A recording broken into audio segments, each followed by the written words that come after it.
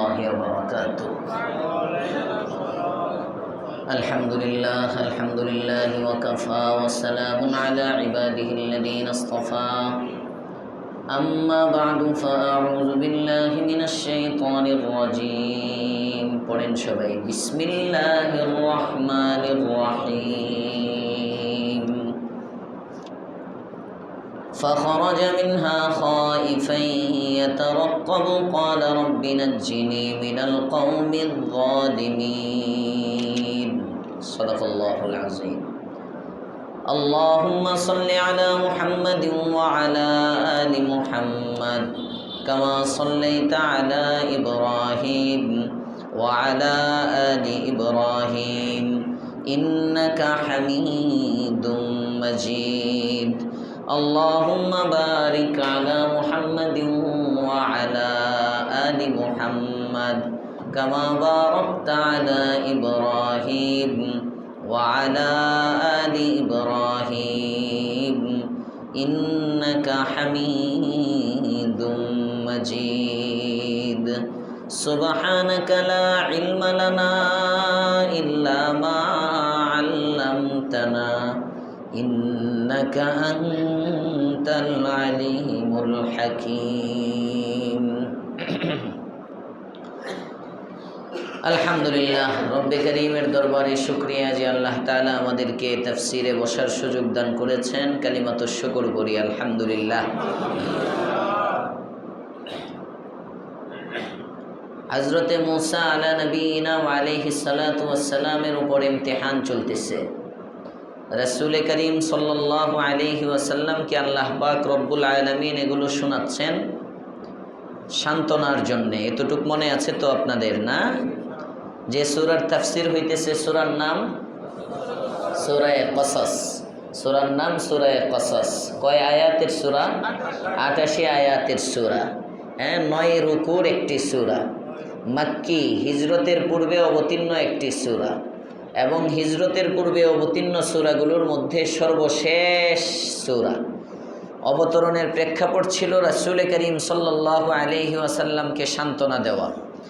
জলিলুল কদর পয়গম্বর মূসা আলা নবীনা ওয়া আলাইহিস সালাতু ওয়াস সালামের জীবনের বাঁকে বাঁকে আমাদের জন্য কিছু শিক্ষা আছে, আমাদের নবীর জন্য কিছু ইবরত শিক্ষা আছে। ওই শিক্ষাগুলো আল্লাহর রাসূল সাল্লাল্লাহু আলাইহি ওয়াসাল্লামের সামনে জিবরাইল আমিনের মাধ্যমে আল্লাহ পাক রব্বুল আলামিন তুলে ধরেছেন, যাতে করে পয়গম্বরের অশান্ত দিল শান্ত হয়, অস্থির দিল স্থির হয়। চোখের পানি পড়তেছে বিদায়ের সময়, যেন চোখের পানি বন্ধ হয়ে যায়। সুবহানাল্লাহি ওয়া বিহামদিহি। আলোচনার শুরু থেকে আমরা শুনে আসছি হযরতে মূসা কালিমুল্লাহকে জন্মের আগ থেকেই তার দুশমন, শত্রুর হাত থেকে আল্লাহ পাক রব্বুল আলামিন হেফাজত করলেন। জন্মের পরে 3 মাসের মাথায় আবারও শত্রু হাজির। আল্লাহ তাআলা মার কাছে ইলহাম পাঠালেন, ওহী পাঠালেন যে তাকে সিন্ধুকের মধ্যে ভরে পানিতে ফেলে দাও, সমুদ্রে ছেড়ে দাও। ওখানে আল্লাহ পাক রব্বুল আলামিন পানির মধ্যে তাকে হেফাজত করলেন। সুবহানাল্লাহি ওয়া বিহামদিহি। চলে গেল সেই আসিয়ার হাতে। তার মাধ্যমে ফেরাউনের কাছে আবার মারার জন্য লোক উপস্থিত হয়ে গেল। ফেরাউনকে বলে আসিয়া রাজি করলেন, ফেরাউনও তাকে প্রতিপালনের জন্য রাজি হলো। তৃতীয়বারের বিপদ আল্লাহ তাআলা তার উপর থেকে দূর করলেন। হযরতে মূসা আলা নবীনা ওয়া আলাইহিস সালাতু ওয়াস সালাম ইজ্জতের সাথে বেড়ে উঠতেছেন। আবার আসলো ফেরাউনের দরবারে। আসিয়া তাকে দেখা করার জন্য আনলো। রাস্তায় অনেকের উপঢৌকন দেওয়ার মাধ্যমে সর্বশেষ হযরতে মূসা কালিমুল্লাহকে, ছোট্ট মূসাকে ফেরাউনের কোলের মধ্যে তুলে দিয়ে বলল যে তুমিও পুরস্কৃত করো। পুরস্কৃত করবে ফেরাউন। মূসা আলাইহিস সালাম দাড়ি ধরে নিচের দিকে টান দিলেন এবং চেহারা গালের মধ্যে একটি থাপ্পড় দিলেন। মূসা আলাইহিস সালাম থাপ্পড় দেওয়ার সাথে সাথে ফেরাউন আবার খেপে গেল, এইটাই ওইটা, যে শত্রুর আশঙ্কা আমি করতেছি।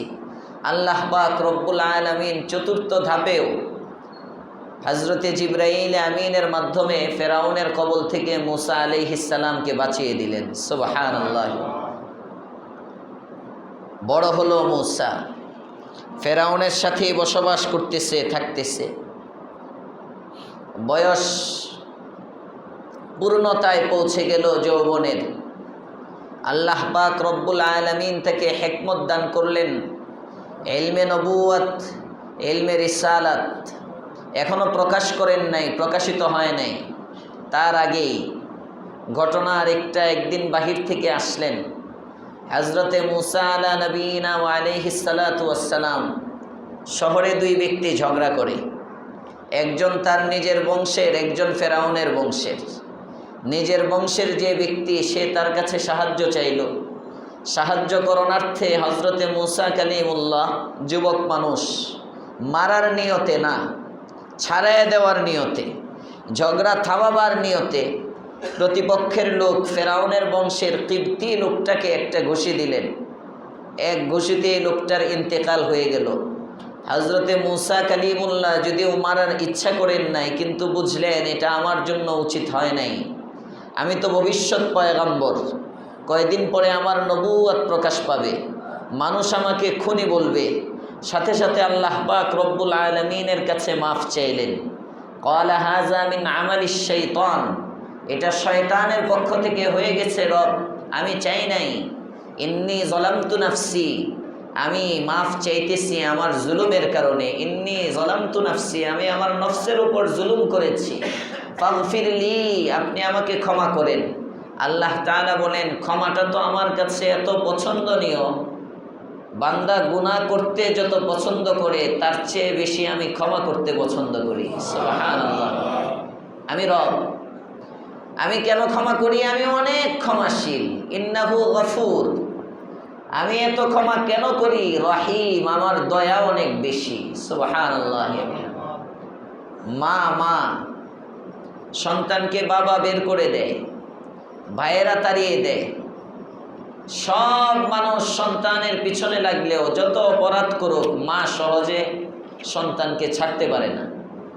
এই মায়ের চেয়ে কোটি কোটি গুণ বেশি দয়ালু আল্লাহ। সবাই কন্যায় সুবহানাল্লাহ। মার চেয়ে এক গুণ দুই গুণ না, কোটি কোটি গুণ বেশি দয়ালুকে আল্লাহ। আপনি চিন্তা করেন আল্লাহর দয়া কত। আল্লাহ পাক রব্বুল আলামিন যখন কোনো বান্দার গুনাহ মাফ করেন, হায় হায় হায়, আমল নামার থেকে গুনাহ মিটাইয়া দেন, ফেরেশতাদেরকে গুনার কথা ভুলাইয়া দেন।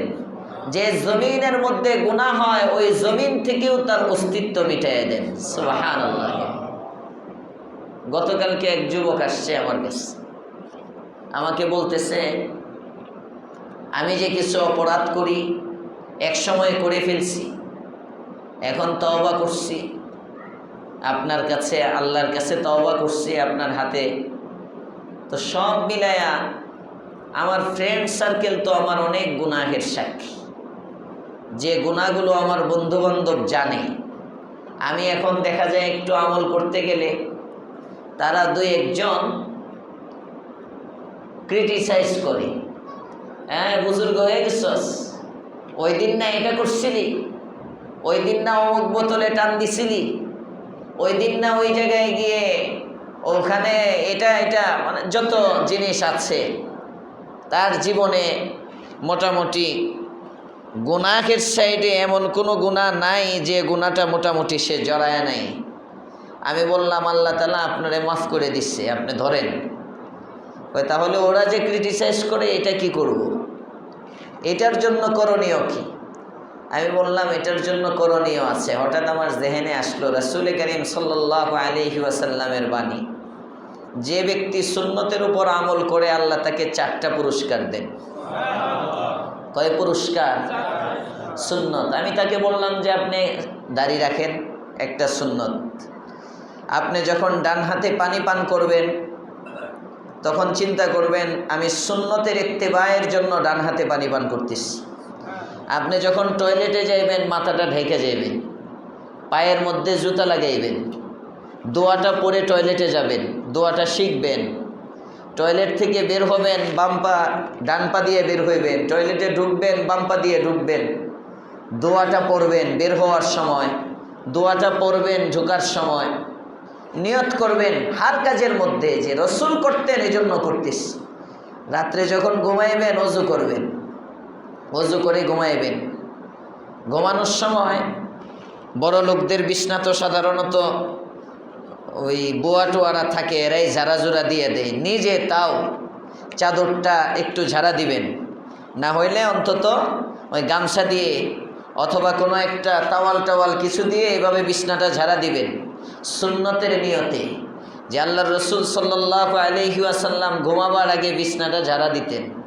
সুবহানাল্লাহ। আগামী বছর বিছনাটা ঝাড়বেন সুন্নতের নিয়তে, ওযু করবেন শোয়ার আগে সুন্নতের নিয়তে, সুরমা দিবেন চোখের মধ্যে সুন্নতের নিয়তে। রাসূল করিম সাল্লাল্লাহু আলাইহি ওয়াসাল্লাম রাতের বেলা চোখে সুরমা দিতেন। এখন তো চোখে সুরমা দেয় দিনের বেলা। সুরমা মূলত সুন্নত হলো রাতের বেলা, মনে থাকবে। দিনে দেওয়া নিষেধ বলতেছি না, তো মূলত সুন্নত কখন? রাতের বেলা। প্রতি রাতে যদি আপনি চোখের মধ্যে সুরমা দেন তখন আপনার চোখটাই সুরমালু হয়ে যাবে। সুবহানাল্লাহ। হযরতে জাবের বলেন, আল্লাহর পয়গম্বরের চোখটাই এমন ছিল, যখনই পয়গম্বরের চোখের দিকে তাকাইতাম মনে হইতো নবী তাজা সুরমা দিয়ে আসছেন। সুবহানাল্লাহ। আকহালাল আইন, আকহালাল আইনাইন। রাসূল করিম সাল্লাল্লাহু আলাইহি ওয়াসাল্লামের চোখগুলো ছিল সৃষ্টিগতভাবে সুরমাওয়ালা, সুরমা। রাসূলের সুন্নত। এভাবে আমি বললাম যে আপনি প্রতিটা সুন্নতের উপর আমল করেন, ধাপে ধাপে আপনার জীবনের বাঁকে বাঁকে। যখন রাসূল করিম সাল্লাল্লাহু আলাইহি ওয়াসাল্লামের সুন্নতগুলো আসতে থাকবে, আল্লাহ পাক রব্বুল আলামিন 4টা পুরস্কার আপনাকে দান করবেন। কয় পুরস্কার? 4 পুরস্কার। 1 নম্বর পুরস্কার আল মাহাব্বাতু ফি কুলুবিল বারারাহ। নেক লোকেরা আপনাদেরকে ভালোবাসতে থাকবে। সুবহানাল্লাহ। নেককারদের দিলের মধ্যে আপনার ভালোবাসা তৈরি হবে। এখন তো চোরে আপনারে ভালোবাসে, ছিনতাইকারী আপনারে ভালোবাসে, এজন্য রাস্তায় হাইটে যাওয়ার সময় পকেটে মোবাইল নিয়ে যায়। মুহাব্বত, আল মাহাব্বাতু ফি কুলুবিল বারারাহ। নেক যারা, তাদের দিলের মধ্যে আপনার ভালোবাসা তৈরি হবে। আপনি অসুস্থ হয়ে যান, কেউ অসুস্থ হইলে তাকে দেখতে আসে চেয়ারম্যান, মেম্বার, এমপি, মন্ত্রী, উপজেলা চেয়ারম্যান, নেতৃস্থানীয় লোক, সব তো জান্নাতি মানুষ। হ্যাঁ, জাহান্নামীও বলতেছি না আমি। কাউকে দেখতে আসে দুনিয়াদাররা, কাউকে দেখতে আসে দুনিয়াদাররা। আর কেউ যদি অসুস্থ হয় হসপিটালের মধ্যে গিয়ে বীর করে, ইমাম সাহেব দেখতে গেছে, খতিব সাহেব দেখতে গেছে, তবলিগের মুরব্বী এলাকার দেখতে চলে আসছে। হয় না? আমাদের ওই যে 2018-তে না ইজতেমার মাঠে প্রথম পিটাই ছিল যে এতায়াতিরা, 2018 ডিসেম্বরেই তো ইজতেমার মাঠে যখন প্রথম আক্রমণ হলো, আমাদের সেক্রেটারি সাহেব আহত হইলেন। হাত ভেঙে গেল। আমি গেলাম বিকেলবেলা দেখতে। ওই আইসিতে ভর্তি ছিলেন প্রথমে, হাতের মধ্যে ব্যান্ডেজ, অত্যন্ত। পরে আমি খবর পাইলাম, আমার একদিন ইমাম সাহেব না মুয়াজ্জিন সাহেব কে যেন বলতেছিল আমার স্টাফের, ওই যে হুজুর মাশাআল্লাহ, আগে তো বুঝতে পারি নাই, মাশাআল্লাহ সেক্রেটারি সাহেবকে তো অনেক মোহাব্বত করে মুরব্বীরা। কাকরাইলের মেন সুরার মোটামুটি যারা আছেন অনেকে ওনাকে দেখতে আসছেন, ইয়াদতের জন্য আসছেন। তো এটা একটা বড় পাওয়া না, আল্লাহওয়ালারা দেখতে আসা, এটা একটা জীবনের পাওয়া। কাউরে দেখতে আসে চোর বাটপার, কাউরে দেখতে আসে বুজুর্গানে দিন। এই যে মোহাব্বতটা, এই মোহাব্বতটা আল্লাহ তাআলা দিলের মধ্যে ঢালেন কেন? সবাই বলে না, সবাই বলেন কেন? সুন্নতের ইত্তেবায়ের কারণে। আল মাহাব্বাতু ফি কুলুবিল বারারাহ। নেক লোকেরা ভালোবাসবে, 1 নম্বর পুরস্কার। 2 নম্বর ওয়াল হাইবাতু ফি কুলুবিল ফাজারা। পাপী যারা, তাদের দিলের মধ্যে তার প্রতি একটা ভীতি সৃষ্টি হবে। গুনাহগাররা তাকে ভয় পাবে, পাপীরা ভয় পাবে। হাঁটতেছে, হঠাৎ দেখে আসতেছে, একটু নড়ে চড়ে বসবে। পাপের কোনো কাজে থাকলে উঠে দৌড় দিবে।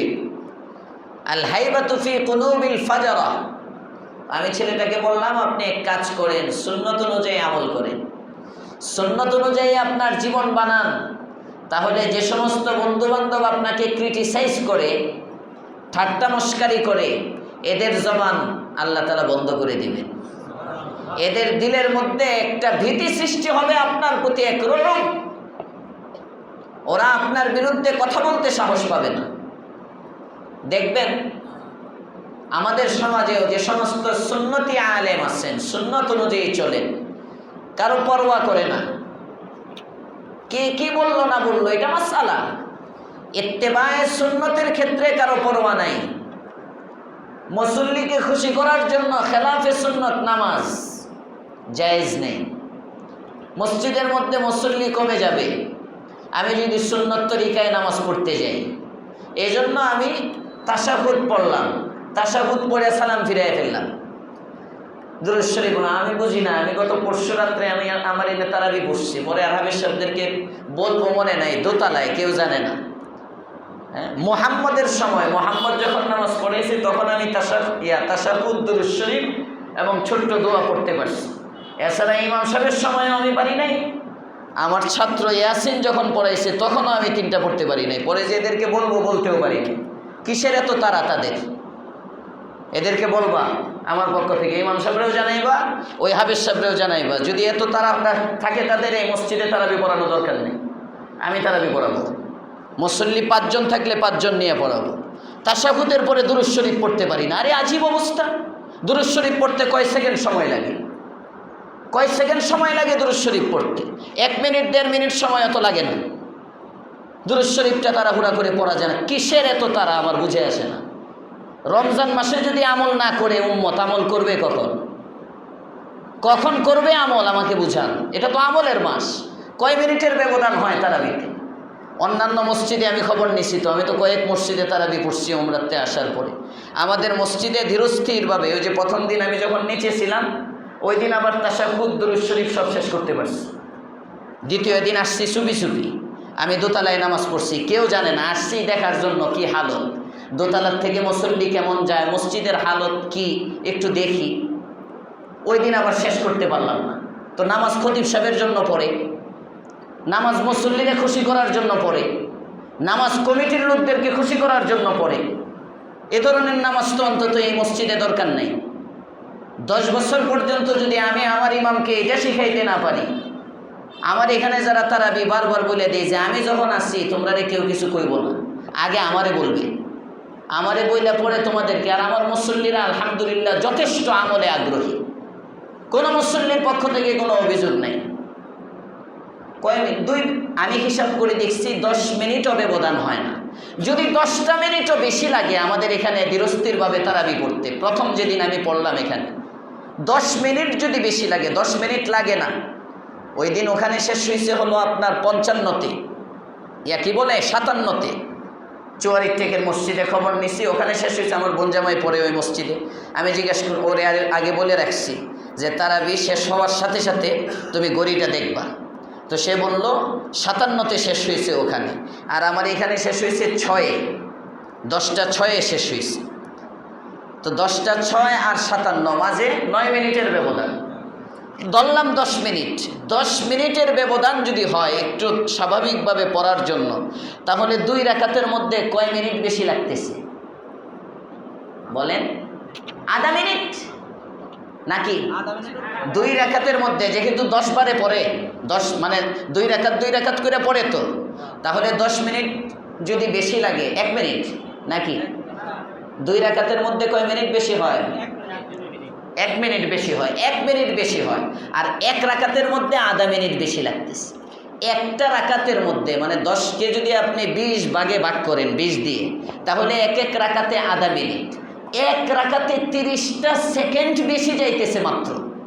তো শয়তান আমাদের সামনে এমনভাবে প্রকাশ করে এই মসজিদে অনেক লম্বা হয়, এই অনেক লম্বা টান মাইরা শয়তানে কিন্তু ধোঁকা দেয়। অথচ 30 সেকেন্ড একটা রাকাতে, এটা কি খুব বেশি? বলেন বলেন, 30 সেকেন্ড একটা রাকাতে এটা খুব বেশি? আরে 30 মিনিট হইলেও তো কপাল ছিল।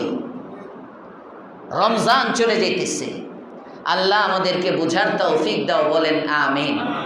এটা তো তারাবির আগে কোন দরকার ছিল, এখন কইয়া লাভ কি? এখন যারা এরা তো কুরবানিওয়ালার সাথী, ওনারা রোজাও রাখে, তারাবিও পড়ে, আবার এই সময়টাও বসে, এই সময়ের মানুষগুলো আর 8 রাকাত পড়ে যায় না। আল্লাহ আমাদেরকে বাকি রমজান আমাদের এলাকার সব মুসল্লিদেরকে 20 রাকাত করে পড়ার তৌফিক দেন, বলেন আমিন। সুন্নত আগে, জীবনের পণ হবে আমাদের সুন্নত। সুন্নত ছাড়া কোনো কিছু নাই। নবীর সন্তুষ্টির চেয়ে বড় সন্তুষ্টি কারো নাই। রাসূল করিম সাল্লাল্লাহু আলাইহি ওয়াসাল্লাম যে কুরবানি আর ত্যাগ উম্মতের জন্য দিয়ে গেছেন, নবীর চেয়ে আমার আপন কেউ নাই। কখনো যদি মনে হয় মাসআলাটা এখান থেকে আসছে, সুন্নতের ইত্তেবা করতে গিয়ে যদি কেউ সমালোচনা করে সুন্নতের ইত্তেবায়ের কারণে, এই সমালোচনায় হাদিস আছে, কোনো ইমামের প্রতি যদি তার মুসল্লি অসন্তুষ্ট থাকে, এই ইমামের জন্য ইমামতি নিষেধ। এক হাদিস আছে সুনানে তিরমিজির মধ্যে। এই অসন্তুষ্টিটা কোন অসন্তুষ্টি? মনে করেন ইমাম সাহেব সুন্নত তরিকায় নামাজ পড়ে, ইমাম সাহেব হক কথা কয়, এজন্য মুসল্লি নারাজ। এই নারাজের কিছু আসে যায় না। হ্যাঁ, ইমাম সাহেব টিভি দেখে, এই জন্য মুসল্লি নারাজ।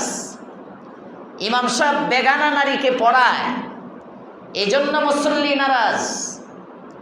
ইমাম সাহেব দ্বীনি কোনো ত্রুটির কারণে, দ্বীনি চলাফেরায় শরিয়া সম্মতভাবে উনি চলাফেরা করে না, এই জন্য মুসল্লি নারাজ। এই ইমামকে বদলাও, এই ইমাম চেঞ্জ করো। কিন্তু শরঈ কারণে না, আমলের কারণে। আমলের কারণে ইমাম সাহেবকে পছন্দ করে না। হুজুর রুকু সেজদা আরো শর্ট করলেই তো পারে, কথার কথা। এতে যদি সমস্ত এলাকার সব মুসল্লি নারাজ হয়, শরীয়ত বলে এই ইমামের পিছনে নামাজ কোনো সমস্যা নেই, এই ইমামের পিছনেই নামাজ পড়তে হবে, এখানে মুসল্লির নারাজগি দেখা যাবে না। মাসলা মনে থাকবে ইনশাআল্লাহ। আল্লাহ আমাদেরকে মাসলা বুঝার আমল করার তৌফিক দেন, বলেন আমিন। বলতেছিলাম সুন্নতের ফায়দা। 1 নম্বর, সুন্নত তরিকায় যদি চলে, আল মাহাব্বাতু ফি কুলুবিল বারারা, নেক লোকদের দিলের মধ্যে ভালোবাসার সৃষ্টি হয়।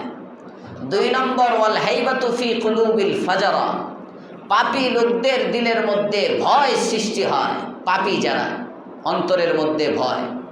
3 নম্বর, আস-সাআতু ফির রিজক, আল্লাহ তাআলা সুন্নতের ইত্তেবায়ের কারণে রিজিকের মধ্যে বরকত দিয়ে দেন। সুবহানাল্লাহ।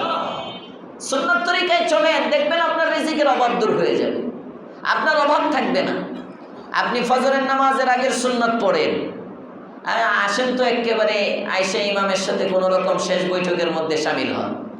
অধিকাংশ দিন ফজরের নামাজের সুন্নত পড়েন, মাসবুক হন ফজরে, ফজর ভালো করে ধরেন, দেখবেন আল্লাহ পাক রব্বুল আলামিন রিজিকে বরকত দিয়ে দিবে। আসর ভালো করে পড়েন, আসরের আগে সুন্নত আছে জায়েদা, পড়েন না, পড়েন আসরের আগের সুন্নত। আল্লাহ রসুল সাল্লাল্লাহু আলাইহি ওয়াসাল্লাম রহমতের দোয়া করছেন ওই ব্যক্তির জন্য যে ব্যক্তি আসরের আগের 4 রাকাত সুন্নত পড়ে। সুবহানাল্লাহ। কয়জন উম্মত পড়ে আসরের আগের 4 রাকাত সুন্নতে জায়েদা? খুব কম। অনেকে চলে আসে মসজিদে 10 মিনিট আগে চলে আসে, আয়েশা গ্রুপ গ্রুপ হয়ে কথা কয়, কাতারে বসে বসে একজন আরেকজনের সাথে কথা বলে, আছে না নাই? তারাবির নামাজের আগে আসছেন, 15 মিনিট আগে অনেকে মসজিদে চলে আসে, আয়েশা বাস একজন আরেকজনের সাথে কথা বলে। তো সারা বছরের চিত্র, এই চিত্রগুলো চেঞ্জ করা চাই বাবা। মসজিদ অনেক দামি জায়গা, এখানে আপনি কথা বলার জন্য না, এখানে যদি চুপচাপ বসেও থাকেন তাও আল্লাহ তাআলা আমলনামায় নেকি দিতে থাকে। কিন্তু কথা বললেই শেষ, কথা বললেই নেকি বরবাদ। দুনিয়াবি কথার জায়গা মসজিদ না, এটা পবিত্র জায়গা, এটা দামি জায়গা, এটা আখেরাত কামানোর জায়গা। আল্লাহ আমাদেরকে কদর করার তৌফিক দান করেন, বলেন আমিন। হযরতে মূসা আলা নবীনা ওয়া আলাইহিস সালাতু ওয়াস সালাম নবী হবেন, গুনাহ করতে পারেন না। গুনাহটা শয়তানের পক্ষ থেকে, উনি তাড়াতাড়ি মাফ চাইলেন। মাফ করাটা আল্লাহ তাআলার এত পছন্দ, আল্লাহ যখন কোনো বান্দাকে মাফ করেন তার গুনাহের নাম নিশানা মিটাইয়া দেন। সুবহানাল্লাহ। নাম নিশানা মিটাইয়া দেন। এই জন্য কোনো গুনাহ যদি কারো জীবনে হয়ে যায়, হওয়ার পরে এই গুনাহ থেকে তাওবা করব কিভাবে? খাঁটি দিলে। তাওবা করার পরে আবার শয়তান এসে ধোঁকা দেয়, যে গুনাহ করছস এইটা বুঝি মাফ হয়? যে গুনাহ করছস এটা বুঝি মাফ হয় না। ওই সময় বলবেন, বাহরে আলতাফে তু বেপায় আবুয়াত, না উমিদ আজ রহমতাত শাইতাবুয়াত। এ আল্লাহ, তোমার রহমতের সাগর থেকে, তোমার দয়ার সাগর থেকে, তোমার দয়া বাহরে আলতাফে, তোমার যে মেহেরবানি করুণার সাগর আছে, এই সাগর থেকে তো কেউ নৈরাশ হয় না, তবে একজনই হয়, সেটার নাম হলো শয়তান। শয়তান ছাড়া কেউ এই দরবার থেকে নিরাশ হয় না। আল্লাহর দরবার থেকে নিরাশ হয় কেবল শয়তান। এজন্য নৈরাশ্যতা এটা শয়তানের কাজ। শয়তান নিরাশ হইতে পারে, মানুষ কখনো নিরাশ হইতে পারে না। বরং আল্লাহ পাক রব্বুল আলামিন যখন মাফ করেন, তার আমলনামার থেকে গুনাহ মিটান, ফেরেশতাদেরকে ভুলান, হাত্তাকে যে জমিনের মধ্যে গুনাহ হয় ওই জমিন থেকেও গুনাহের চিহ্ন মিটাইয়া দেন। সুবহানাল্লাহ। গুনাহের চিহ্ন মিটাইয়া করেন কি? আমলনামায় যেখানে গুনাহ লেখা ছিল, গুনাহ মিটানো হইল, জায়গাটা খালি রইল না? কথা বলে না? জায়গাটা খালি তো। এখন যদি খালি থাকে, এই আমলনামাটা যদি কিয়ামতের দিন বান্দার হাতে দেয়, বান্দা দেখবে, দেখে কি বলবে? হায়, এই জায়গাটায় এই আমলটা করতে পারলাম না। এই সময় যদি একটু সুবহানাল্লাহ বলতাম, এই সময় যদি আলহামদুলিল্লাহ বলতাম, বান্দার একটা আফসোস থাকবে। আফসোস, এই বান্দা যে এই আফসোসটা করবে, এই আফসোসটাও আল্লাহ তাআলা পছন্দ করেন না। সুবহানাল্লাহ। আল্লাহ কয়, বান্দা আফসোস দরকার নাই, তুই করছিলি গুনাহ, গুনার জায়গা মিটাইয়া দিলাম, এখন ওই গুনার জায়গার মধ্যে আমি আল্লাহ তাআলা নিজে একটা নেকি লিখে দিলাম। গুনার জায়গাগুলোতে নেকি, তার মানে তুমি নেকি করো নাই, কিন্তু দেখবা এখানে নেকি লেখা। সুবহানাল্লাহি ওয়া বিহামদিহি। এর চেয়ে বড় দয়ালু আর কাকে পাবেন? এর চেয়ে বড় দয়ালু আর কাকে পাবেন? ওই দয়ার সাগর রব আমাদেরকে ডাকেন, ইয়া আইয়ুহাল ইনসান মা গররাকা বিরব্বিকাল কারীম।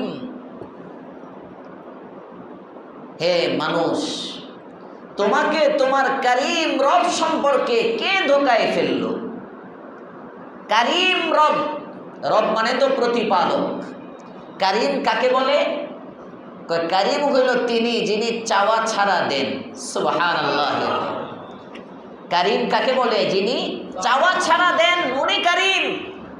আল্লাহ তাআলা বলতেছেন, ইয়া আইয়ুহাল ইনসান, হে মানুষ, মা গররাকা বিরব্বিকাল কারীম, তোমাকে তোমার কারীম রব থেকে, রব্বে কারীম থেকে কে ধোঁকায় ফেললো? কেন তুমি রব্বে কারীম থেকে দূরে? যিনি তোমাকে চাওয়া ছাড়া সব দিলেন। চোখ চাইছি না চাই নাই? চাইছিলাম কেউ? চাই নাই। হাত দিতে হবে, দিয়ে দাও। হ্যাঁ, নিজে মানুষ হওয়ার জন্য তো আবেদন করি নাই, মানুষ হওয়ার জন্য তো কোনো আবেদন নাই। আল্লাহ পাক রব্বুল আলামিন বোঝার তৌফিক দেন, বলেন আমিন। যাক, আলোচনা অন্যদিকে চলে যেতেছে। বলতেছিলাম রব দয়া করেন, ইন্নাহু গফুর, যেহেতু দয়া করেন এজন্য তিনি ক্ষমাও করেন। সুবহানাল্লাহ। মুসা আলা নবিয়িনা ওয়া আলাইহিস সালাতু ওয়াস সালাম ক্ষমা চাইলেন, আল্লাহ তাআলা মাফ করে দিলেন। মাফ তো হয়ে গেল, কিন্তু মুসার দিলের মধ্যে একটা ভয় রয়ে গেল। না জানি আমার এই মৃত্যু, আমি যে হত্যা করলাম, এই সংবাদ বাদশার কাছে পৌঁছে যায়, না জানি কোনোভাবে সংবাদটা কেউ জেনে যায়, যে কারণে ওই দিন ওনার শেষ হলো। পরদিন সকালবেলা আবার বের হলেন। বের হওয়ার সময় একটু গোপনে বের হলেন এবং পর্যবেক্ষণ করতে লাগলেন আশপাশের আবহাওয়া কেমন। অপরাধী যদি অপরাধ করে, সন্তান যদি কোনো অপরাধ করে, আর মা যদি বলে আসো আজকে তোর আব্বা, তখন বাবার কাছে যাইতে ডরায়। গত পরশু আফনান বাসায় খুব দুষ্টমি করতেছে, তো আমাকে তো ভয় পাই না, আর ভয় পাওয়ার দরকারও নাই, সময়ও হয় না এখনও, আমার সাথে খেলাধুলা করে। তো আমি বললাম তোমার দাদা আসলে কিন্তু বিচার দিব। তাকে এতটুক বলছি, পরে বলতেছে না বিচার দিবা না। আমি বলছি না, আজকে দাদা আসলে দাদাকে বলে দিব। তো তার মনে একটা ভয়, তার জেহেনে তো ঢুকছে বাবা বলবে। এখন ওর দাদা বাসায় যাওয়ার সাথে সাথে প্রতিদিন ও দরজা থেকে আগায় আনে। গত পরশু ওই দিন দরজায় যাইতেছে না। এখন দাদা ওর নাতিরে যখন দেখে না, উনি গিয়ে আমার দরজায় দাঁড়ায় ডাকতেছে আফনান আফনান, ও তো কান্না শুরু করছে। দুই ডাক দিতে ও কান্না। আব্বুকে কি হয়েছে কি? পরে আমি বললাম আমি যে বলে রাখছিলাম বিচার দিব, সে মনে করছে হয়তো বিচার টিচার দেওয়া হয়েছে, আর দাদা মনে হয় এই বিচার করার জন্য আসছে, ডাকতেছে। মানে মনে কানা তো মনেই জানা, চোরের মন পুলিশ পুলিশ। আবহাওয়া দেখলেও তো অনেক সময় বোঝা যায়। তো হযরত মূসা কালিমুল্লাহ বের হইলেন পরিবেশ পরিস্থিতি পর্যবেক্ষণের জন্য। উনি বের হয়ে গেলেন সকালবেলা। এটা আল্লাহ তাআলা বলতেছেন ফাসবাহা ফিল মাদিনা, তিনি শহরের মধ্যে সকাল করলেন খাইফান, ভীত সন্ত্রস্ত অবস্থায়, ওনার মনে ভয়। ইয়াতারাক্কাবু, আবার পর্যবেক্ষণ করতেছেন। তারাক্কুব, মুরাকিব। দেখবেন ওই যে সিসি ক্যামেরা আছে না, সিসি ক্যামেরা, এই সিসি ক্যামেরাকে বলে মুরাকিব ক্যামেরা। মানে এটা মানুষের গতিবিধি পর্যবেক্ষণ করে। রাকাবা, গর্দান, গার। পরীক্ষার হলের মধ্যেও যে থাকে মুরাকিবিন, যারা পরীক্ষার হলের মধ্যে গার্ড থাকে, গার্ড দেখে কেউ নকল করতেছে কিনা। ওখান থেকে ইয়াতারাক্কাবু, পর্যবেক্ষণ করা। উনি খুঁজতেছেন, তালাশ করতেছেন, অবস্থা দেখতেছেন যে আশপাশে কেউ, পরিস্থিতি কেমন, ওনার খুনের খবর কেউ জানলো কিনা, এলাকায় একজন লোক মারা গেল, এটা নিয়ে কোনো চর্চা হচ্ছে কিনা, পরস্পরে আলোচনা হচ্ছে কিনা।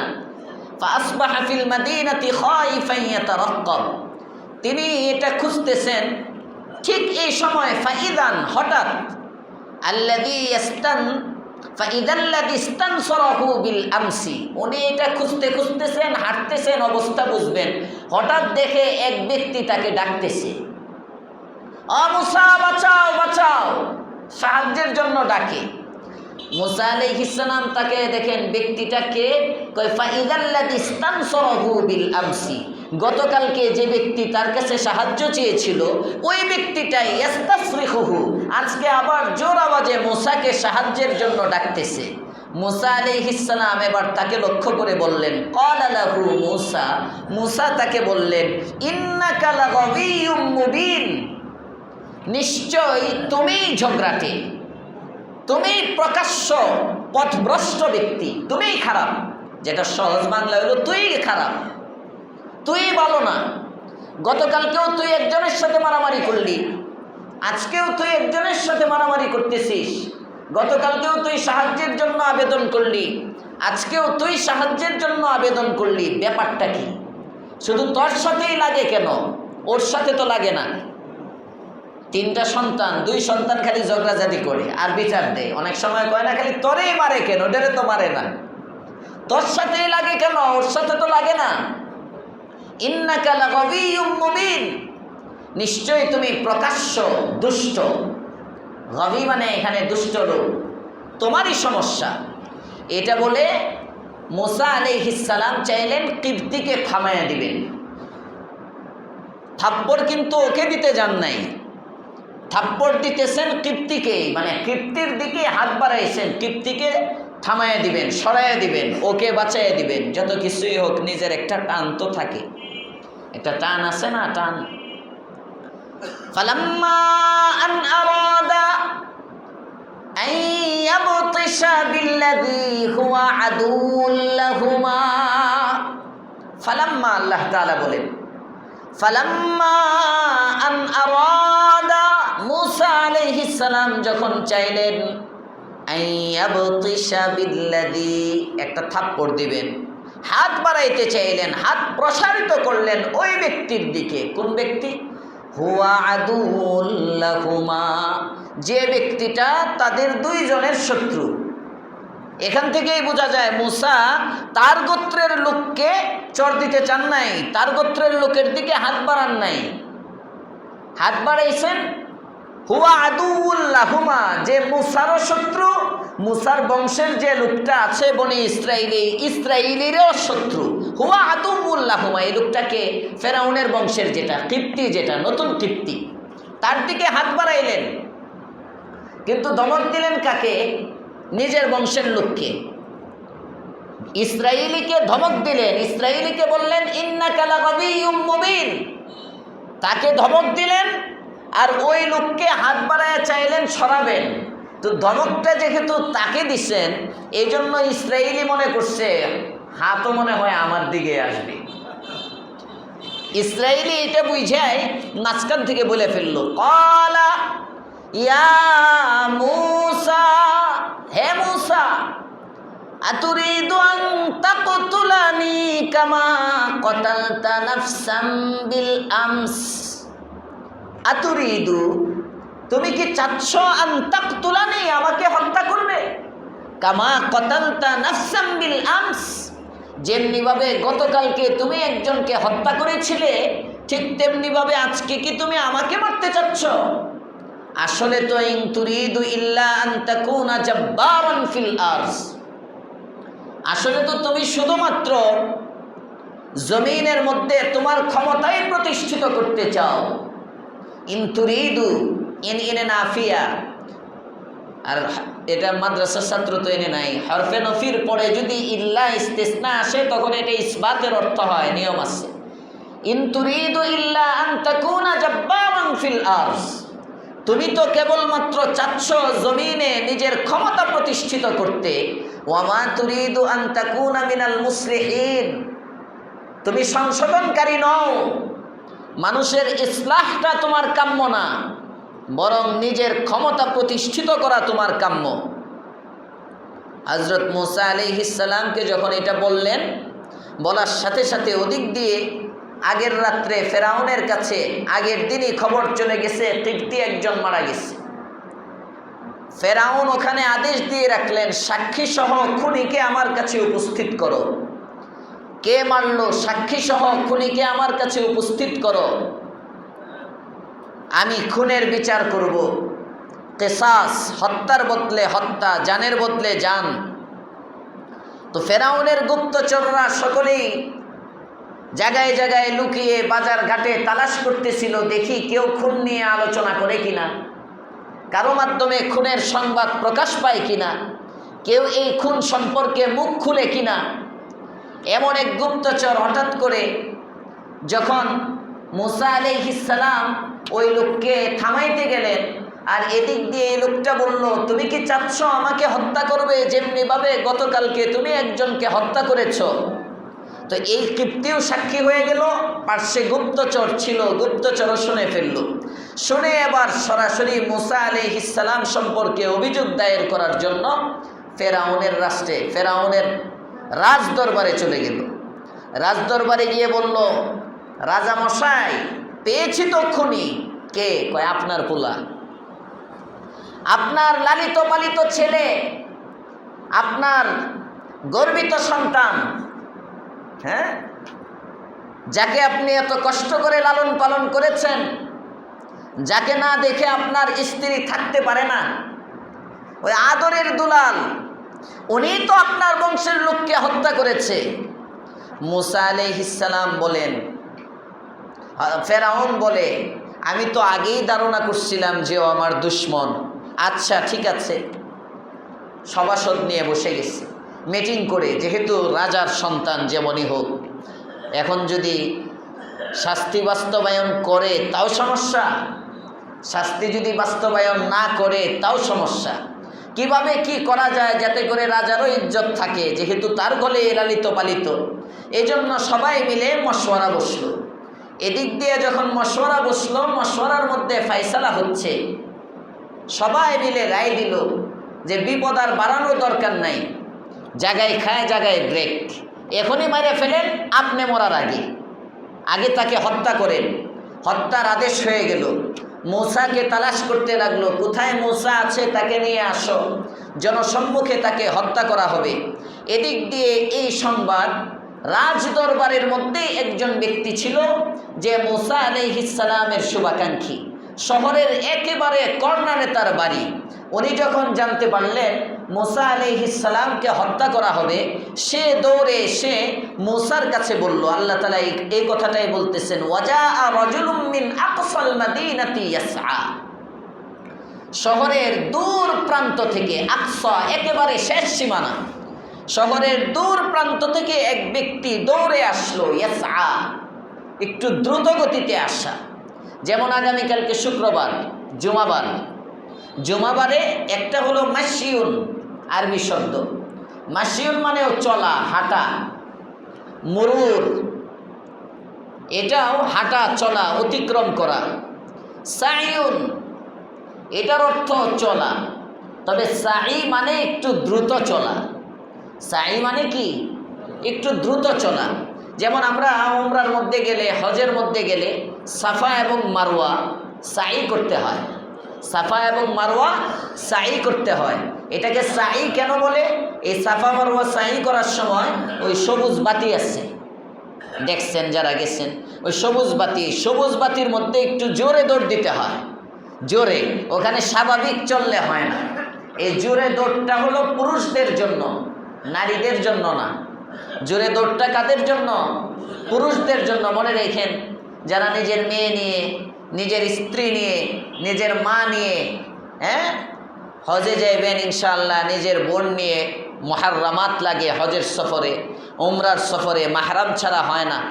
তো কেউ যদি নিজের মুহাররামাত নিয়ে যান কখনো, তাদেরকে বলে দিবেন আগে যে সবুজ এই বাতির মধ্যে তোমার দৌড়ানো লাগবে না, সে স্বাভাবিকভাবে যাবে, আপনার গতি একটু বাড়াইয়ে দিবেন। এখন বেটাও দৌড়ায়, বেডিও দৌড়ায়, মাসআলা না জানার কারণে। আল্লাহ আমাদেরকে মাসআলা মোতাবেক সব কাজ করার তৌফিক দেন, বলেন আমিন। তো সাইকে সাই বলে কেন? একটু দ্রুত গতি ওখানে। ওয়াজাআ রাজুলুম মিন আকসাল মাদিনাতি ইয়াসআ, ব্যক্তি আসলো শহরের একেবারে কর্নার থেকে, দূর প্রান্ত থেকে দৌড়ে এসে মুসাকে বলতেছে, ক্বালা ইয়া মুসা, এ মুসা, ইন্নাল মালাআ ইয়াতামিরুনা বিকা লিয়াকতুলুকা, নিশ্চয় রাজ দরবারে নেতৃবর্গ, সভাসদগণ,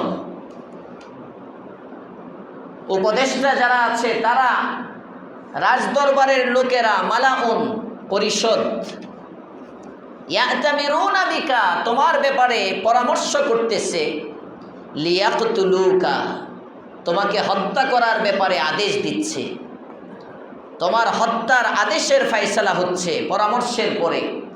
ফাখরুজ, অতএব যদি বাঁচতে চাও এখনই বের হয়ে যাও। ইন্নী লাকা মিনান নাসিহিন, আমি নিশ্চয়ই তোমার কল্যাণকামী। সুবহানাল্লাহ, নিশ্চয়ই তোমার কল্যাণকামী। হযরত মুসা আলাইহিস সালাম এটা শুনলেন, কোনো প্রস্তুতি নাই। খেয়াল করেন, ঘর থেকে বের হয়েছিলেন হাঁটতে, হাঁটতে বের হয়েছেন। যেমন আপনি মনে করেন মসজিদে আসছেন, শুধু নামাজ পড়বেন, নামাজ পড়ে ঘরে যাইবেন। অনেকে শুধু পাঞ্জাবিটা নিয়ে আসে, যেহেতু জুমাবার না, আর গোয়ালটেক বাইতুল আকসা মসজিদের মধ্যে সাপ্তাহিক দান ছাড়া আর কোনো দানের মাসলা নাই। অনেকের পকেট চেক দিলে 1 টাকাও পাওয়া যাবে না, কারণ আমি তো এখন নামাজ পড়তে আসছি, টাকার কি কাজ?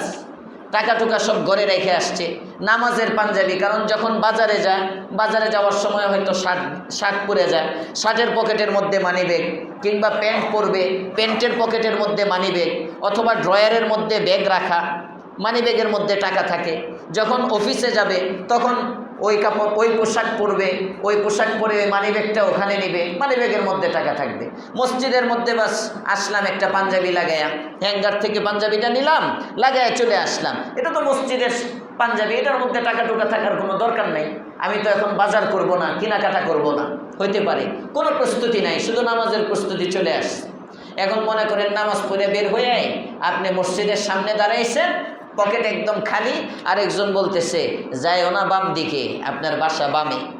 বাম দিকে যাইও না, পুলিশ দাঁড়ায় রয়েছে, অ্যারেস্ট করব। না আছে সাথে পাঞ্জাবি পায়জামা, না আছে কাঁথা বালিশ, না আছে টাকা পয়সা, কোনো প্রস্তুতি নাই, বুঝেন। আবার রাস্তাঘাটও চেনা নাই। ছোট থেকে একটা শহরের মধ্যেই বড় হয়েছেন, ফেরাউনের রাজপ্রাসাদ আর নিজের বাড়ি, এই দুই জায়গা ছাড়া আর কিছু চিনে না।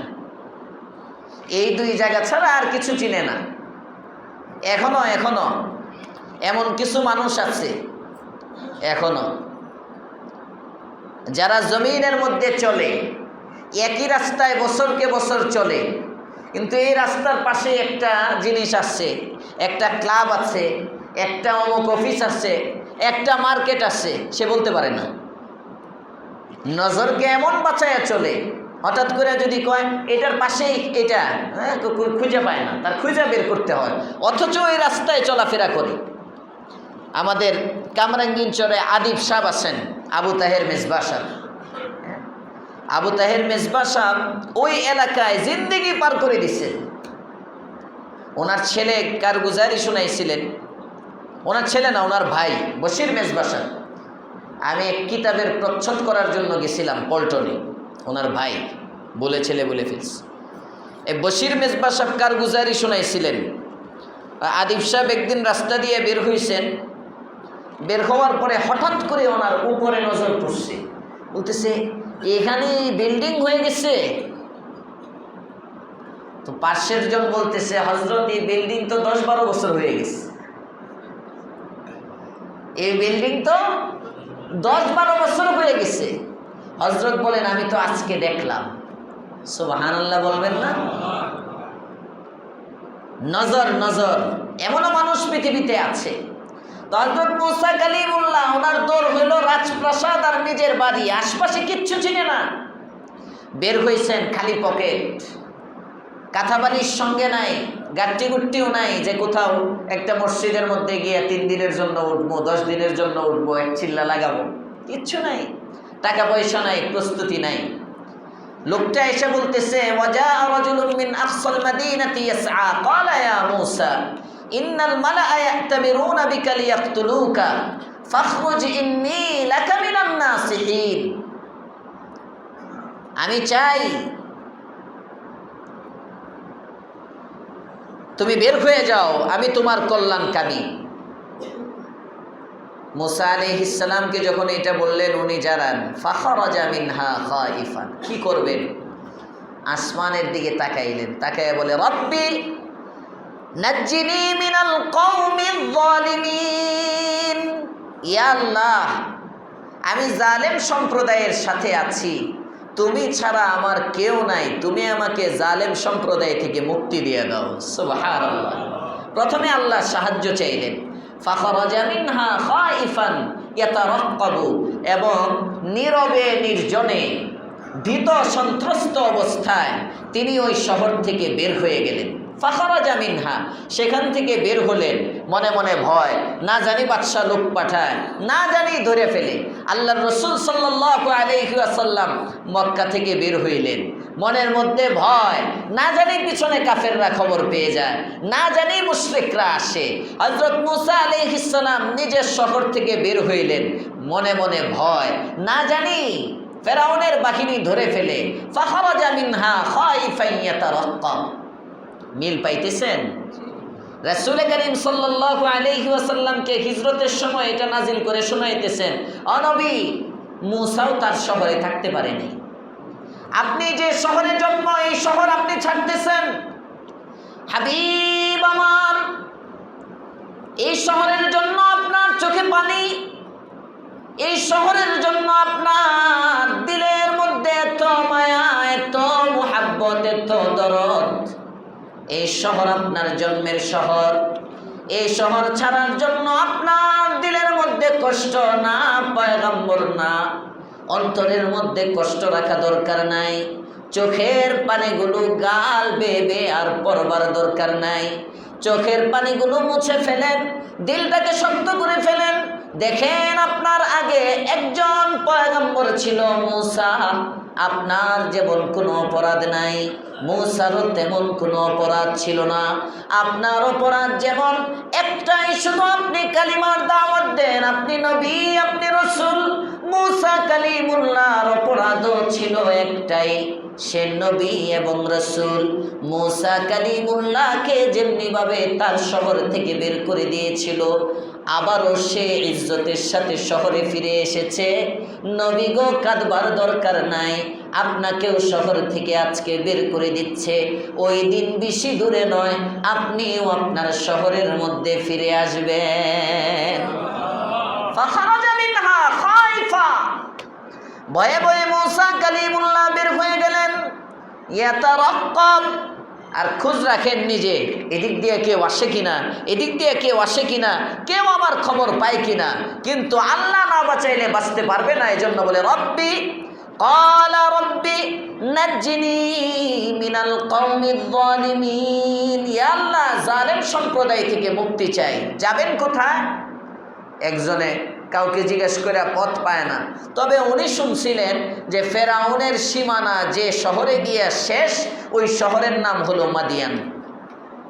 যে শহরের মধ্যে ফেরাউনের কর্তৃত্ব নাই, ওই শহরের নাম হলো মাদিয়ান। এটা তিনি জানতেন। তবে মাদিয়ান কিভাবে যায়, কোন দিক দিয়ে যায়, এটা জানা নাই। উনি মাদিয়ানের দিকে যাত্রা করলেন। ওয়ালাম্মা তাওয়াজ্জাহা তিলকা মাদিয়ান, আল্লাহ তাআলা বলেন মূসা যখন মাদিয়ানের দিকে যাত্রা করলো, মাদিয়ানের দিকে মনোনিবেশ করলো, রাস্তা চিনে না, সে কি বলল? ক্বালা আসা রব্বি আন ইয়াহদিয়ানি সাওয়াআস সাবিল। ইয়াকিন দেখেন, মূসা কালিমুল্লাহ বলে যে আল্লাহ আমাকে জন্মের আগে বাঁচাইলেন, যে আল্লাহ পাক রব্বুল আলামিন আমাকে শৈশবের মধ্যে বাঁচাইলেন, যে আল্লাহ পাক রব্বুল আলামিন আমাকে ফেরাউনের ঘরের মধ্যে নেওয়ার পরে মায়ের কোলে আমাকে ফিরিয়ে দিলেন, যে আল্লাহ পাক রব্বুল আলামিন ফেরাউনের হাত থেকে আমাকে বাঁচাইলেন। জন্মের আগে আমাকে মারতে চেয়েছে, মারতে পারে নাই। জন্মের পরে 3 মাসের সময় আমাকে মারতে চেয়েছে, মারতে পারে নাই। ফেরাউনের ঘরের মধ্যে আমাকে দুধ পান করানোর জন্য আটক রাখতে চেয়েছিল, আটকাতে পারে নাই। আবার যখন ফেরাউনকে চড় দিয়েছিলাম শৈশবের মধ্যে, তখন আরেকবার মারতে চাইছে, মারতে পারে নাই। এই 4টা ধাপে যে আল্লাহ আমাকে বাঁচাইছেন। এবার একজন ব্যক্তির খুন করে ফেলার পরে ফেরাউনের রাজ দরবারে ফয়সালা হয়। আমি রাজ দরবারের ফয়সালাটা একজন ব্যক্তির মাধ্যমে আমাকে আল্লাহ তাআলা জানায় দিলেন, আমাকে বাঁচার পথ বের করে দিলেন। যে আল্লাহ তাআলা আমাকে এই পর্যন্ত সহযোগিতা করতে পারলেন, আসা আন ইয়াহদিয়ানি সাওয়াআস সাবিল, আমার বিশ্বাস, আমি আমার কাজ হাঁটা, আমার কাজ চলা, আমি হাঁটতে থাকি আর চলতে থাকি। আমার বিশ্বাস আমার আল্লাহ আমাকে সঠিক গন্তব্যে পৌঁছিয়ে দিবেন। এই বিশ্বাস নিয়ে অজানা পথে হযরত মূসা কালিমুল্লাহ পা বাড়াইতেছেন। দেখি কিভাবে ওনাকে আল্লাহ গন্তব্যের মধ্যে পৌঁছায় দেন ইনশাআল্লাহ আগামীকালকে। আল্লাহ পাক রব্বুল আলামিন আমাদের এই মজলিসকে কবুল করেন, বলেন আমিন।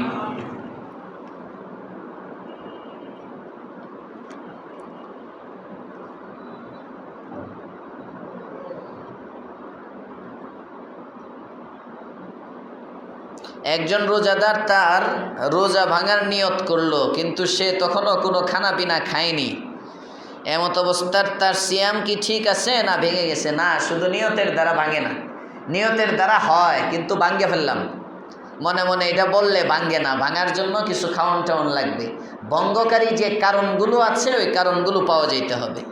কোন খাবার দিয়ে সাহরি ও ইফতার করা উত্তম হবে? কোন খাবার দিয়ে সাহরি ও ইফতার করা উত্তম হবে? আপনার খেজুর, পানি, দুধ, এগুলো দ্বারা আল্লাহ রসুল সাল্লাল্লাহু আলাইহি ওয়াসাল্লাম সাহরি ইফতার করতেন। রসুলের সাথে মিল রেখে এগুলো দ্বারা করাই উত্তম হবে। যদি আপনি অন্য কিছু দ্বারা করতে চান, কোনো সমস্যা নাই, করেন। জিহ্বা দিয়ে তরকারি, শরবতের স্বাদ, মিষ্টতা টেস্ট করা কি গুনাহ? স্বামী যদি একেবারে জালেম হয়, তাহলে জিহ্বা দিয়ে টেস্ট করতে পারবে, ভিতরে যাইতে পারবে না, জিহ্বার মাথা দিয়ে। মুসাফির অবস্থায় সিয়ামের নিয়ম কি? ছাড়তে পারে, রাখতেও পারে, ইখতিয়ার আছে। সফরের হালতে 48 মাইল দূরে যদি কেউ সফর করে, মুসাফিরের জন্য রোজা নাই। রোজা নাই মানে পরে 1 রোজার পরিবর্তে 1 রোজা কাজা করতে হবে। সফর অবস্থায় যদি না রাখতে চায়, না রাখতে পারে। কালকে বলি, ফিতরা টিতরা সম্পর্কে আগামীকালকে জুমায় বলি। জুমা, হুজুর আমি 28 রমজান বাড়িতে চলে যাব, তার আগের 7 দিন কি মসজিদে এতেকাফ করতে পারবো? নফল এতেকাফের নিয়তে করতে পারবেন, হ্যাঁ নফল হবে, সুন্নতে মুআক্কাদা তো হবে না। 7-8 দিন যখন থাকবেনই এতেকাফে, আর 2 দিন কুরবানি করেন। হ্যাঁ, যিনি প্রশ্ন পাঠিয়েছেন তার কাছে আমার আবদার রইল, 7 দিন যখন থাকবেনই, 4 রাত্রে যায়েন গা বাড়িতে, গিয়া বাড়িতে ঈদ করলেন পরিবারের সাথে, ঈদের কেনাকাটা আগে একদিন গিয়া ফাঁকে করে দিয়ে আসেন, কিংবা করে ফেলেন। ঈদের দিন যে কেনাকাটা আছে আগে একদিন দিয়ে আসেন। কুরবানি যখন করবেনই আর 2-3 দিন বাড়াইয়া দেন। আল্লাহর রসুল সাল্লাল্লাহু আলাইহি ওয়াসাল্লামের একটা আমলের সাথে আমল মিলে গেল। এতেকাফ বড় কঠিন আমল, এটা সবাই পারে না। হ্যাঁ, সবার তৌফিক হয় না, সবার কুলায় না। নফলে এতেকাফ তো সারা বছরই করতে পারতেছেন। সুন্নতে মুআক্কাদে এতেকাফ এই বছর চলে গেলে আর সুযোগ নাই। আগামী রমজান যদি হায়াত পান, আল্লাহ বাঁচাইয়া রাখে, তাহলে আবার হয়তো পারবেন আগামী রমজানের শেষ দশে, এছাড়া আর পাবেন না। 1 বছরের মধ্যে ইচ্ছা করলেও আপনি এই আমলটা করতে পারবেন না। এই জন্যে চেষ্টা করা রমজানে, হ্যাঁ, যেন অন্তত জীবনে একটা বার এতেকাফ হয়ে যাক না আমাদের। নবীকে যেন বলতে পারি, ইয়া রাসূলুল্লাহ আপনার এতেকাফের সাথে মিলায় জীবনে একবার এতেকাফ করছিলাম। অন্তত একটা বার হয়ে যাওয়া চাই, আল্লাহ কবুল করেন। সুবহানাল্লাহি ওয়া বিহামদিহি, সুবহানাকাল্লাহুম্মা ওয়া বিহামদিক, আশহাদু আল্লা ইলাহা ইল্লা আনতা, আস্তাগফিরুকা ওয়া আতুবু ইলাইক।